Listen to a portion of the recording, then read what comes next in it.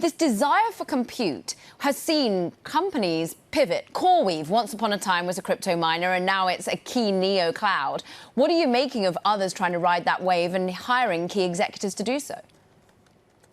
Look, at the end of the day, you're going to go where, whoever pays you the most and where you can sell the highest price. And to your point, the Bitcoin miners have a secured grid power. It gives them that strategic advantage if you think about data center space. And so I think right now they're definitely coming out as a favorite, and you're seeing that demand across the board. So it's going to be very interesting. Today, Bitcoin blockchain isn't used for processing transactions, but it'll be interesting to see if that has any effect on the line.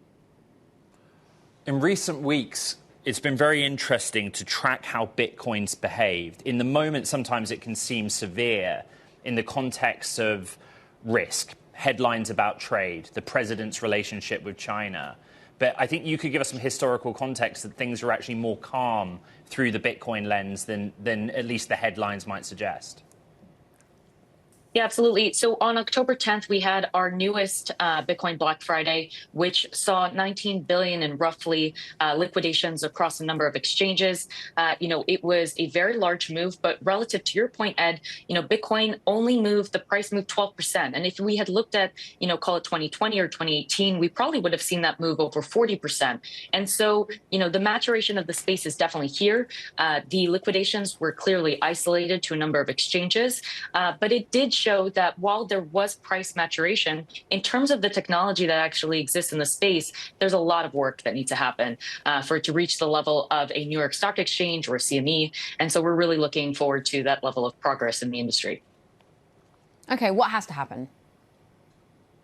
Yeah, it's a number of things. I would say, first off, it's a level of coordination. And so if you think about, what happens in circuit breakers, for example, when something happens in the market, you don't necessarily have, an uncoordinated circuit breaker. You have a number of different exchanges that are speaking to one another. The second is also if you think about inventory. And so there's never really an instance, for example, where you can't move from one exchange to another, which you see very often happen in crypto. When an exchange goes down, then someone can't necessarily send funds into the exchange to top up on margin calls. And so you see this level of cascading liquidations, which is exactly what we saw.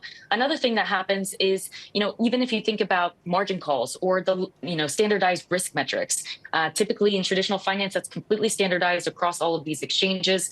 And today we think about institutional overseas exchanges as almost isolated islands of risk. Each one has their own methodology. And so when some of this happens in the market, when you get this level of volatility, it's very, very hard to track, across all of the different venues that you're trading. And so you get this level of liquidations. I mean, 19 billion is a number we haven't seen historically before. But again, Bitcoin performed quite well relative to that, as did, some of the other ETFs, XRP, ETH, and Solana. Let's talk about those ETFs, because you are definitely the voice we want to hear about settlement, about management of software. You're thinking about the ways in which the underlying infrastructure is going to support the growth here, Aya. But when we think about regulation that could see the SEC, I think it's got 130 ETF applications on its desk. If the government ever opens back up again, they'll be able to start allowing them to go through. There is a lot of particularly leveraged versions or very idiosyncratic altcoins. Is that the way you want to see the industry progress? Look, at the end of the day, I think access is the most important, but I agree with you. There's definitely a point where there's just attention deficiency. And so you can't look at and underwrite 100 of these different structures. And so the biggest thing when I think about some of these structures and teams is really who is the management behind some of these, and what's the underlying risk in terms of the strategies. You're seeing some of these digital asset treasuries or ETFs. They might just be buying the underlying. They may just be staking. But to your point, Caroline, you're seeing some of these others that are taking on leveraged looping and other levels of risk. And, you just want to make sure that you have some level of understanding of the underlying structure. And so I would say for some of these, it is a little bit gray. We are pretty excited of this level of access going into, whether it's Avalanche, Athena, the access really opens it up to a net new market where people are willing to pay for that premium in order to get access. But you are right, the underlying risk is not the same for all of them. It's been a while since we've had you on the show and we've spoken. I just wanted to get your reflection on this administration's legislative efforts across crypto and the work that David Sachs has been doing and how you feel it has or hasn't worked? Without a doubt, it has been night and day relative to, previous conversations that we've had.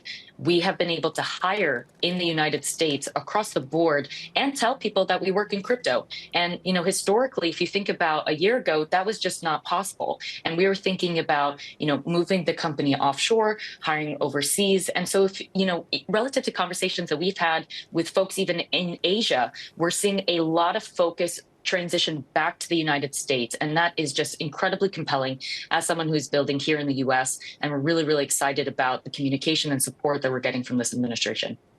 Just very quick, do you support the dollarization thesis that David and others are trying to put in place? Yes, absolutely. And you're seeing a lot of that, happening with some of the stablecoin legislation, where it is going to strengthen the dollar by having a lot of these global stablecoins be backed by the US dollar as the underlying. And so, I do think it, leads to a stronger US dollar, but it will see what the administration can do within now and the next 3 years and whether they're able to get everything over the finish line.